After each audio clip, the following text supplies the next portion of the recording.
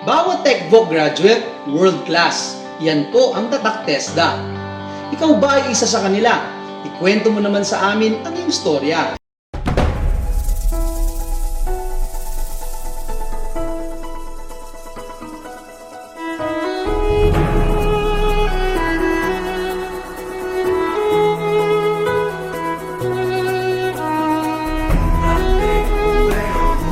Malaki talaga ang naitulong ng TESDA sa akin, na bago ang buhay ko at ang buhay ng aming pamilya. After high school graduation, tinatanong ako ng mga guru ko kung saan daw ba ako mag-aaral at anong kurso ang kukunin ko.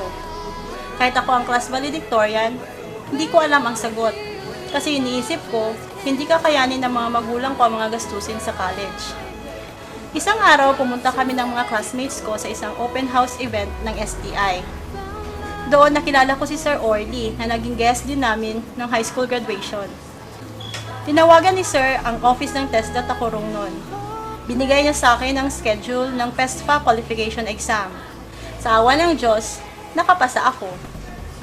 Bilang scholar ng PESFA, kumuha ako ng Diploma in Computer Studies sa STI at 2-year TechVoc training. Binigyan din ako ng school ng trabaho bilang student assistant at nilibre na din ang miscellaneous fees ko. Dahil sa isa akong scholar, kailangan kong i-maintain ang mga grades. Kaya dobling kayod ako hanggang sa matapos ko ang training ng 2 taon. Nakahanap agad ako ng trabaho sa isang fishing company sa Jensen bilang IT personnel. Binigyan din ako ng STI ng opportunity para makakuha ng isang bachelor's degree. So nagtatrabaho ako habang nag-aaral sa kolehiyo. Kung hindi dahil sa TechVoc training na yon, hindi ako makakapagtrabaho at hindi ko matatapos ang pag-aaral ko. Dahil sa sipag, tiyaga at dasal, natapos ko ang Bachelor of Science in Computer Science at nakakuha rin ako ng National Certification sa PC Operations. Pagkatapos ng ilang taon, na-promote ako bilang Head ng Management Information System sa aking pinapasukang trabaho. Ako na ngayon ang nangangasiwa sa buong IT department ng kumpanya. Bilang head ng IT department, some of my responsibilities is to ensure that all computer units are properly working.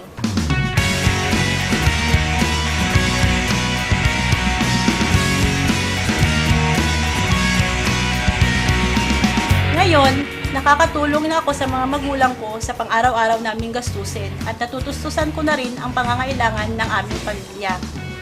Nang dahil sa TESDA, nabago ang buhay ko. Ako, si Andeline T. Barona, tatak, TESDA.